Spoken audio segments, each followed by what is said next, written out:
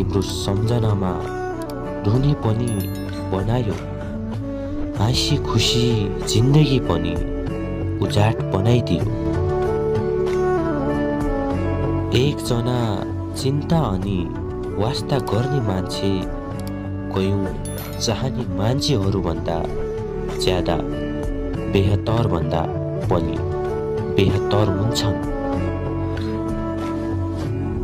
पदाभङ्ग जिन्दगी, छरपष्ट सपना, टुटेको मन अनि बेरोजगारी जिन्दगीले साह्रै दुःख दिँदो रहेछ।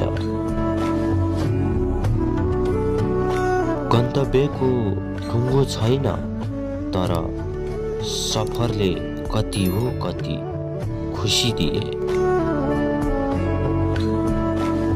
कसैलाई आदत लाग्नमा समय लाग्दैन, तर कसैको आदत छुट्टाउनमा पुरा जिन्दगी पनि कमी पर्ने गर्छ। हे जिन्दगी, धेरै छ तसँग गुनासोहरू, बेलैमा सम्हालिन सिक, नभए तलाई पनि छोडिदिनेछु कुनै एक दिन।